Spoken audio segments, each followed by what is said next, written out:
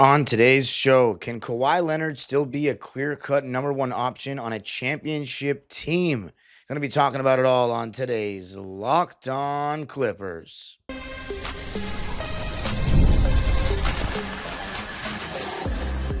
You are Locked On Clippers, your daily Los Angeles Clippers podcast, part of the Locked On Podcast Network, your team every day.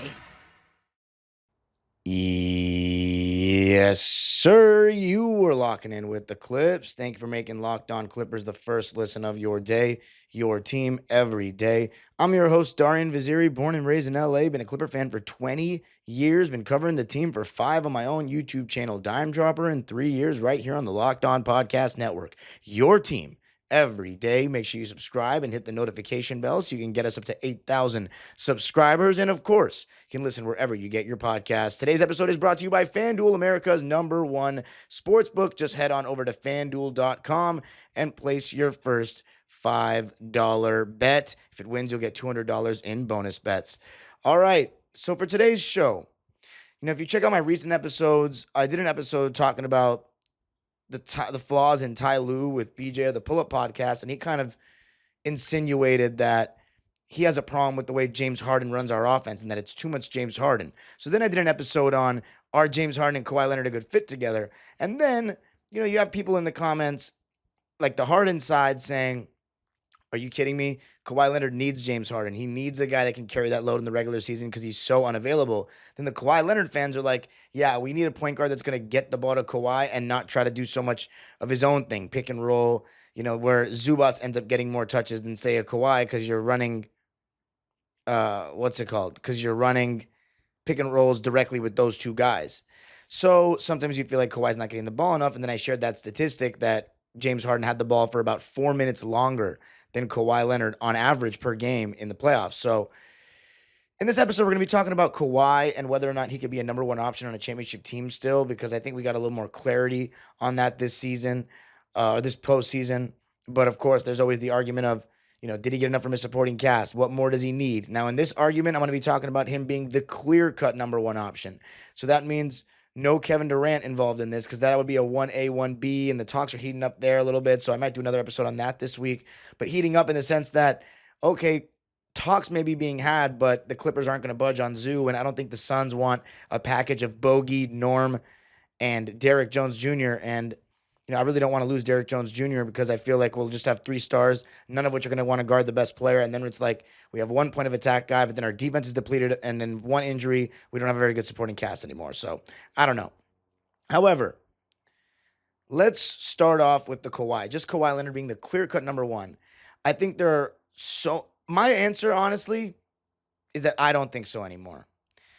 I know I'm going to get a lot of hate for that, but it's okay. This is just my basketball opinion. It's not personal, right?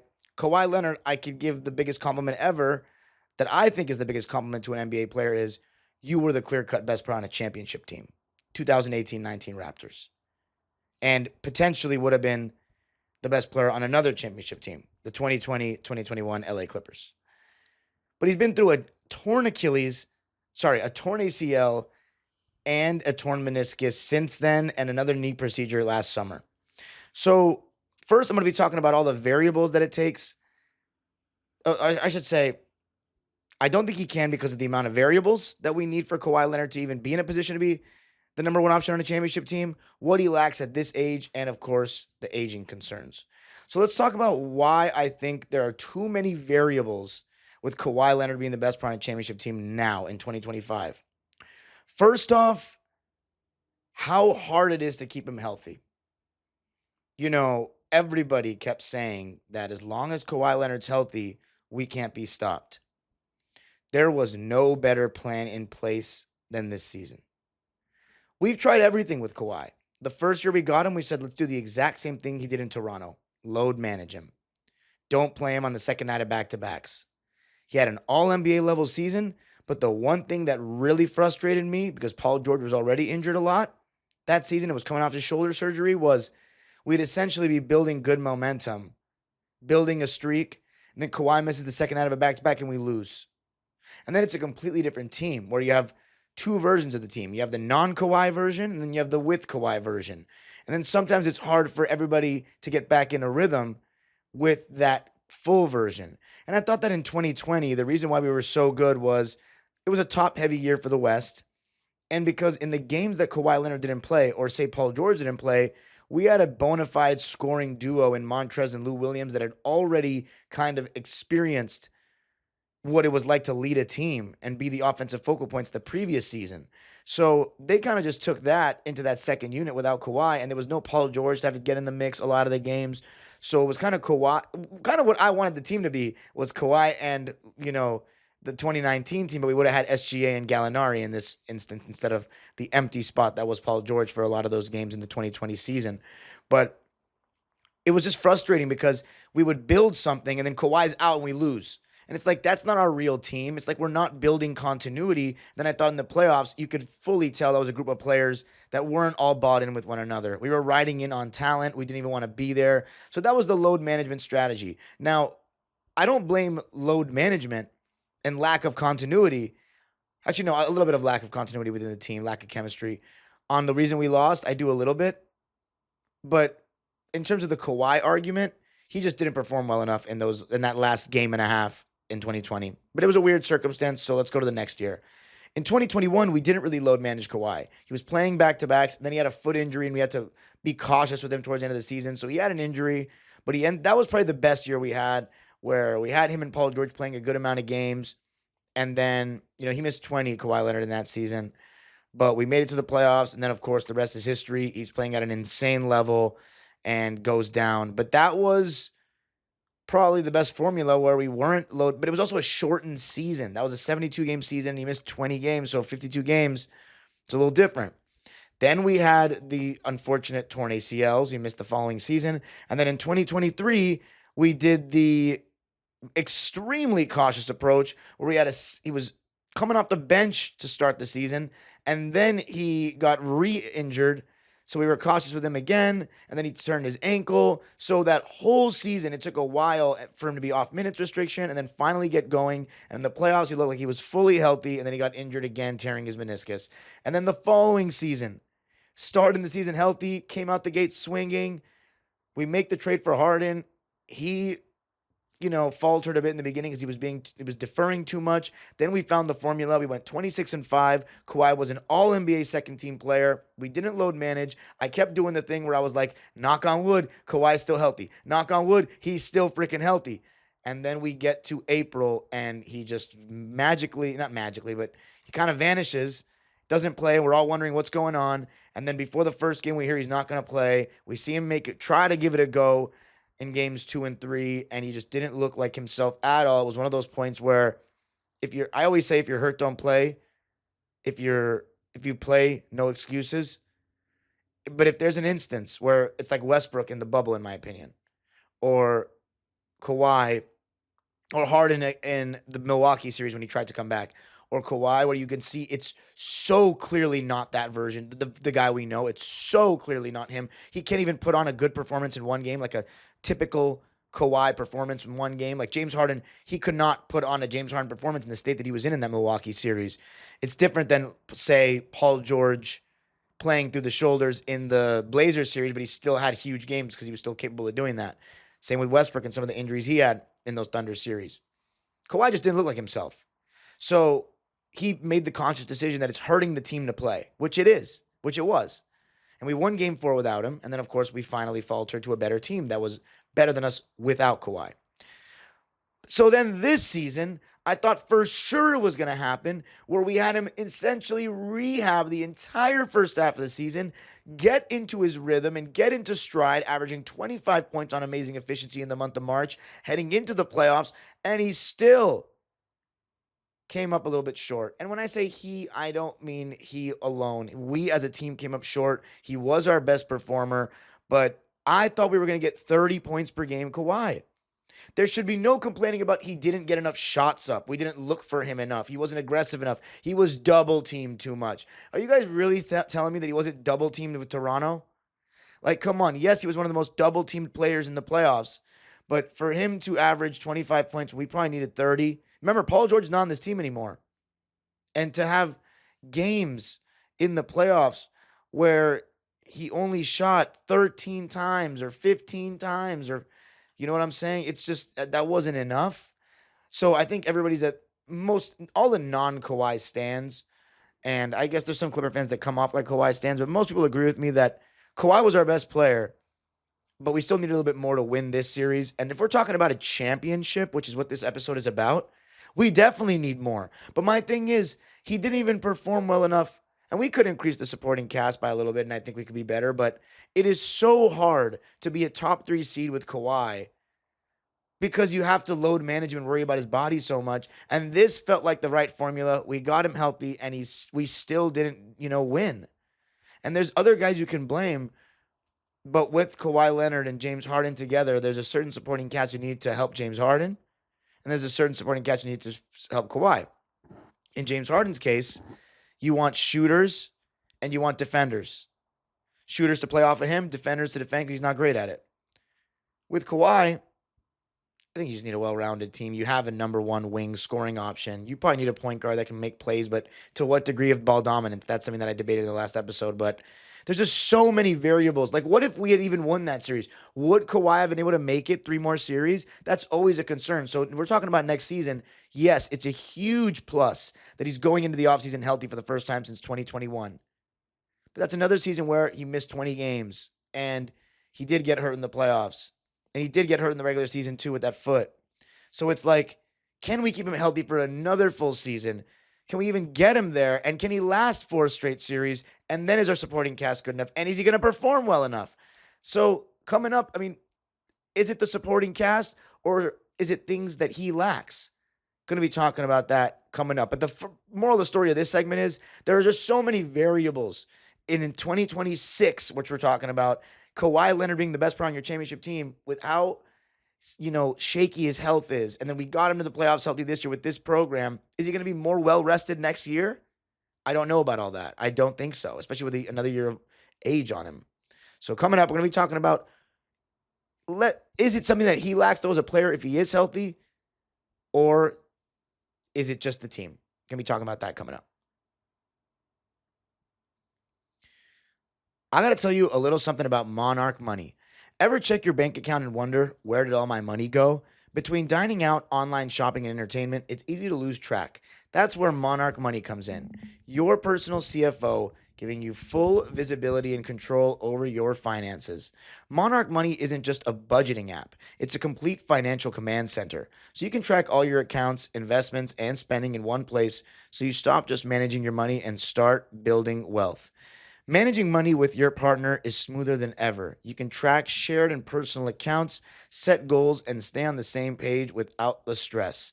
Take control of your finances with Monarch Money. Use code LOCKEDONNBA at monarchmoney.com for 50% off your first year. That's monarchmoney.com, code LOCKEDONNBA for half off your first year. All right, so talking about if Kawhi Leonard can still be a clear-cut number one option on your team, meaning that nobody on the team can be debated to be better than him. And again, if you're arguing James Harden's better than Kawhi Leonard in 2026 or 2025, you're dreaming, in my opinion. You can argue their value on a team based on availability, but when they're both on the court fully healthy, it's not really a debate, in my opinion. Two-way impact, number one scorer, efficiency, all that. Kawhi Leonard in the postseason averaged 25 points a game 25 points a game to go along with 7.6 rebounds and 4.7 assists. So 25, 8, and 5 on 54, 40 and a half, 78 splits. Of course, the thing there is, man, if you're shooting 54%, we need more shot attempts. And of course, there were doubles, but there are times where Kawhi can work quicker off the catch, can work a little bit harder without the ball in his hands, and demand the ball a little bit more. Now, let's talk about, was it just the team or was it Kawhi? Now, when it comes to the team, here's what I think. I've already been very public in the fact that I don't think James Harden's going to win a championship. I think whatever team James Harden's on makes it so that he has the ball in his hands the most, and it's a significant amount more than other guys. So you kind of live and die by his pick and roll game. And when his pick and roll game is not working, you're like, okay, maybe he can play off the ball. But then it depends how many other good shot creators do you have on your team. because whatever team James Harden's on needs shooters and defenders. So a lot of times they don't have other shot creators in excess. Same with teams that have LeBron as their best player or Chris Paul as their best player, because those other guys, those three are so ball dominant. People say the same thing about Luka. We don't have other ball handlers on the team because you want defenders and spot up guys around them because they have the ball in their hands a ton and they want to have the ball in their hands a ton, which is something that they don't want to talk about their fans, their fanboys. But it's a thing, right? So you have to build your team around him in ways.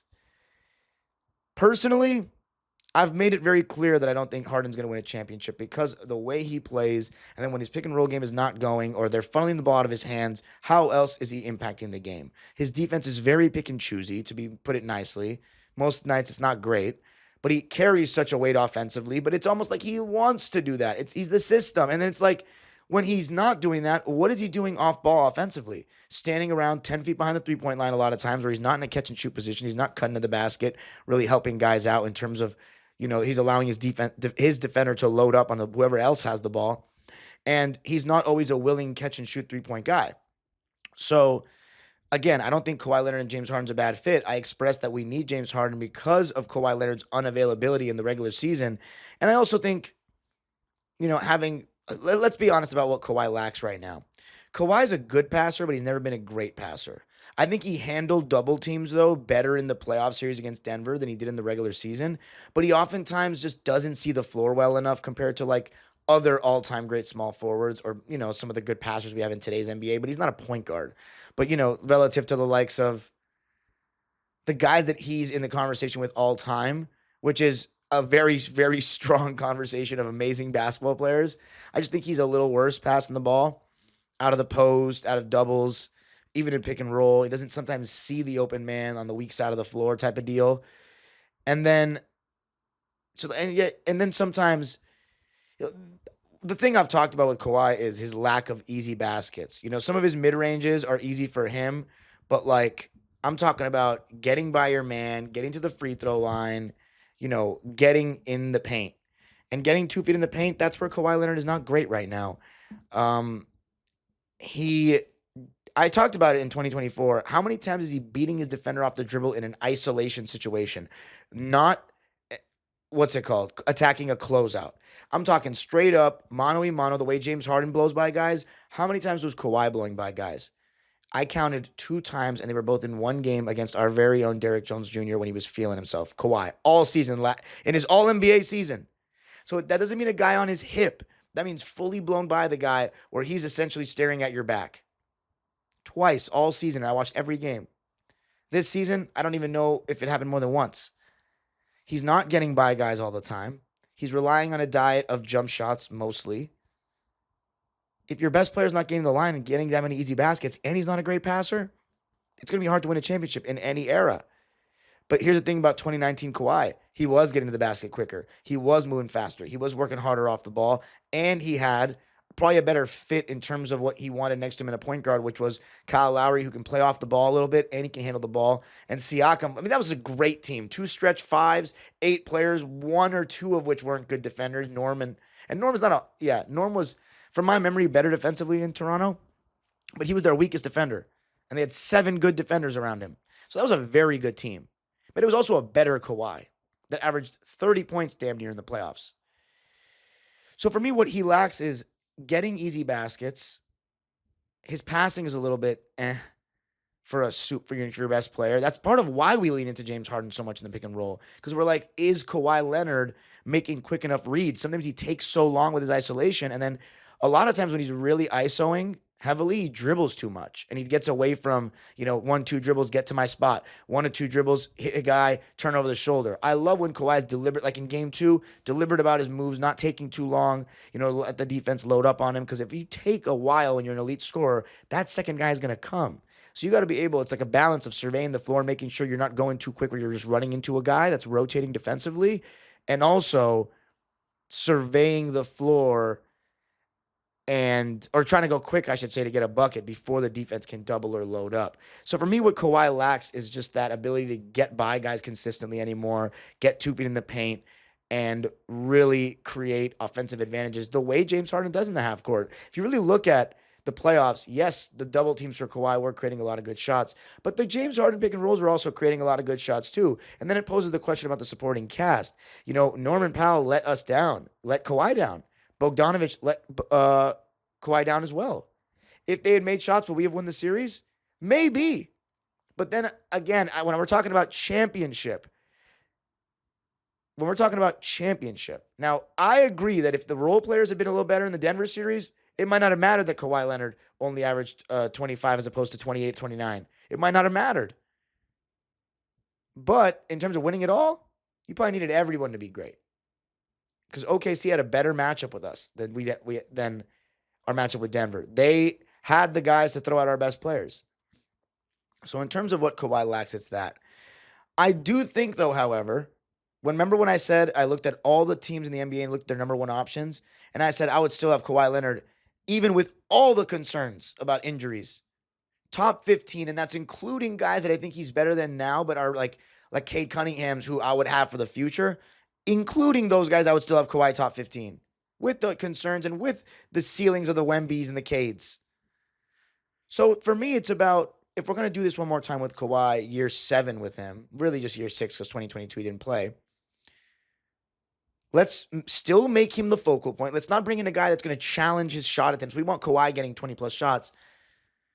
The question is, hopefully we can get a power forward and a backup big. I think that's the best we're probably going to do. Power forward and a backup big. Maybe one other ball handler instead of Ben Simmons, or we just run Ben Simmons back. But I think it is an interesting thing about putting the right guys around James Harden versus what you need with Kawhi. I don't think they're exactly the same thing. But coming up, the biggest concern of all. I got to tell you a little something about FanDuel.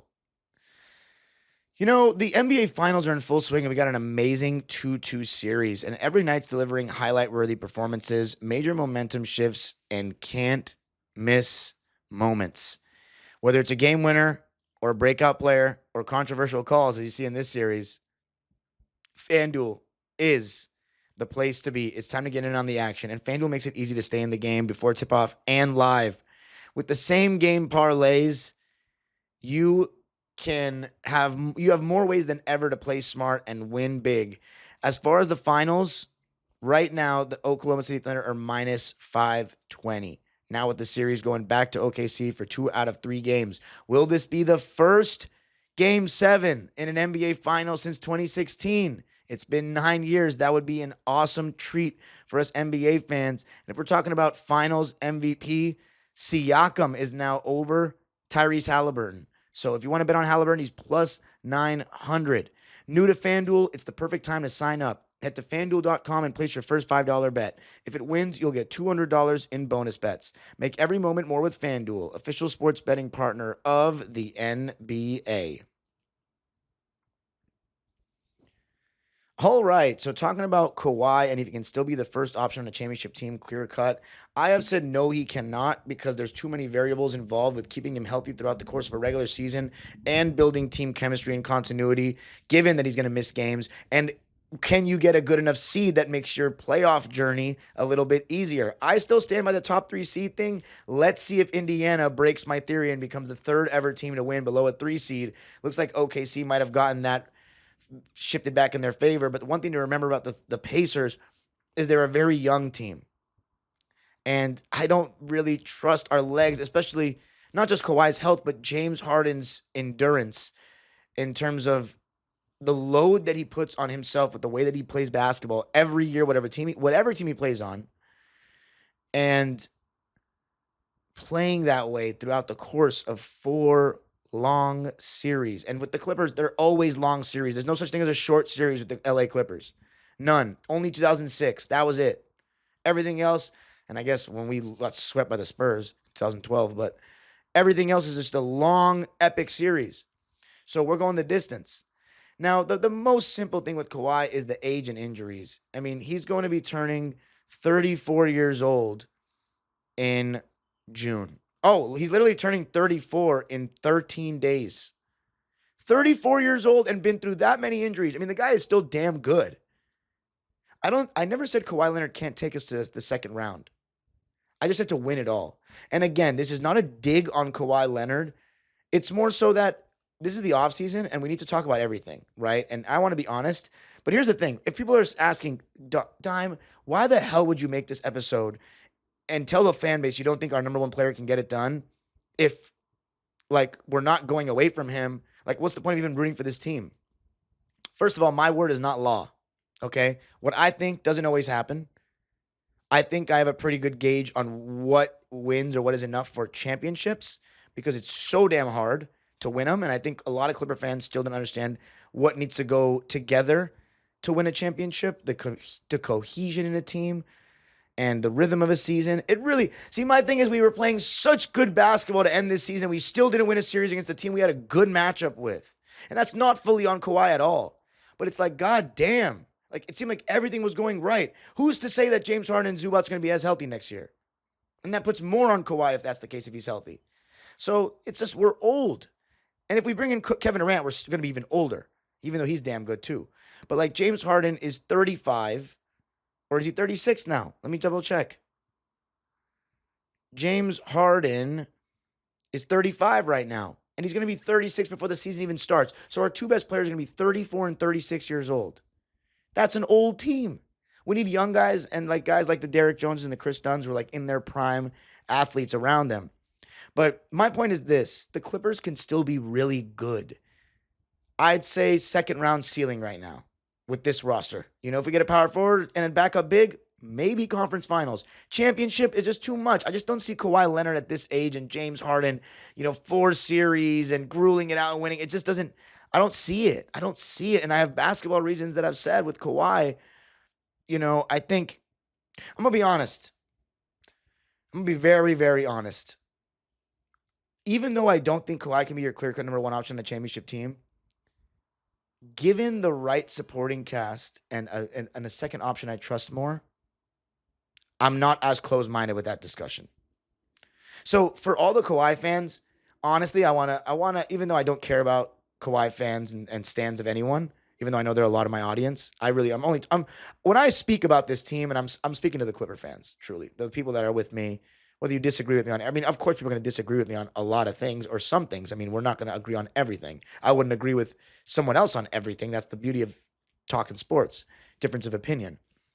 But I'm going to be honest and say I'm sorry to the Kawhi fans because I'm being so hard on him, and that's only because I hold him to such a high standard, because when we got Kawhi, I thought we were guaranteed at least one championship because the virtue of how good he is, one of the 10 best small forwards to ever play.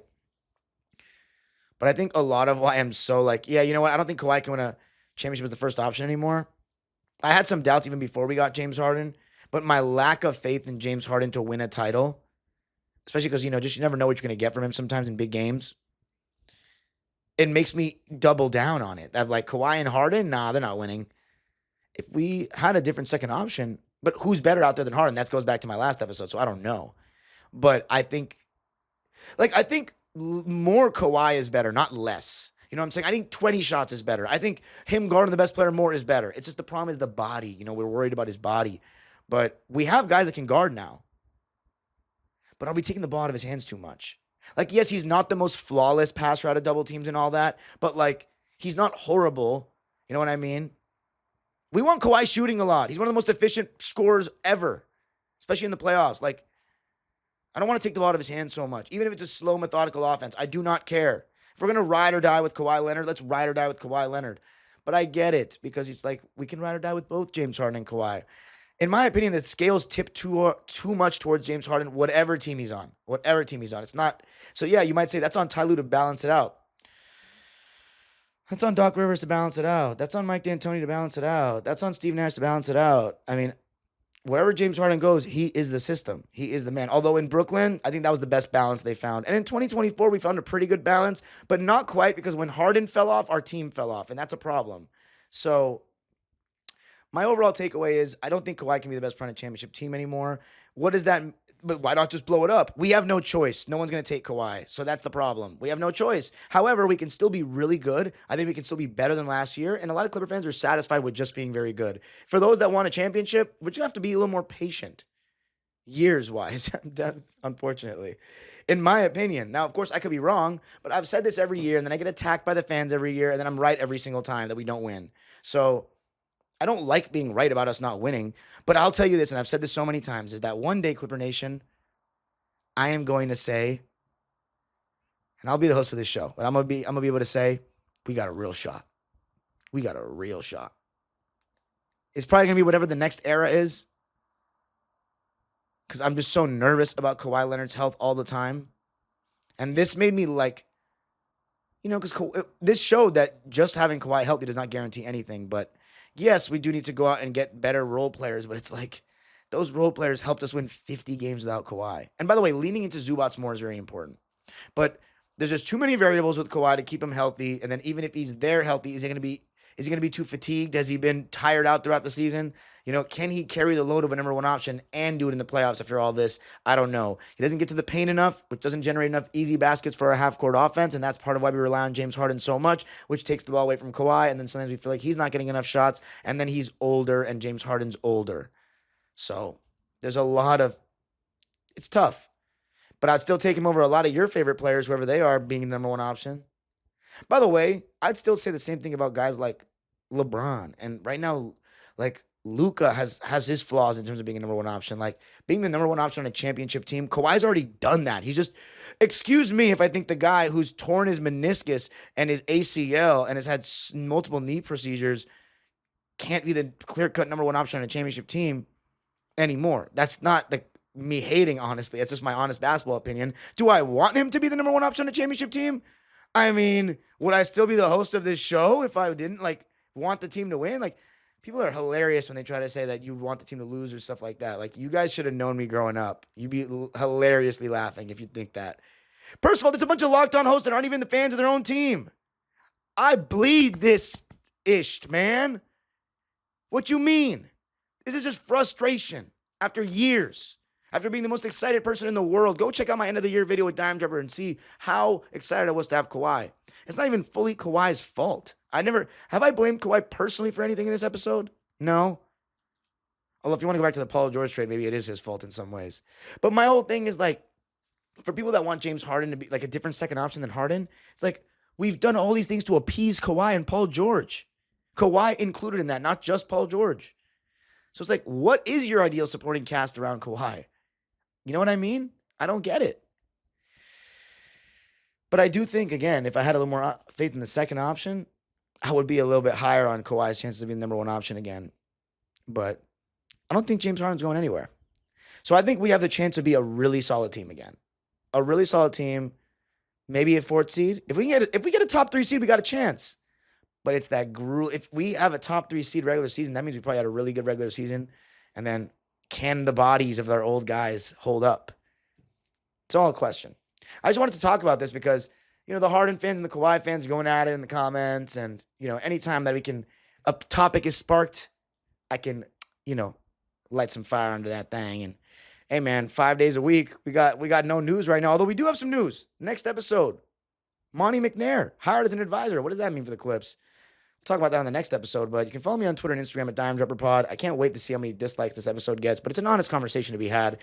And of course, Locked On Clippers is free and available wherever you get your podcasts, including YouTube. Make sure you subscribe on YouTube. Hit the notification bell, and you can listen wherever you get your podcasts. Let me repeat. Kawhi definitely needed more help in that Nuggets series, but it's not just about that Nuggets series. We would have had to win 3 more series. The age-old proverb continues, go Clippers.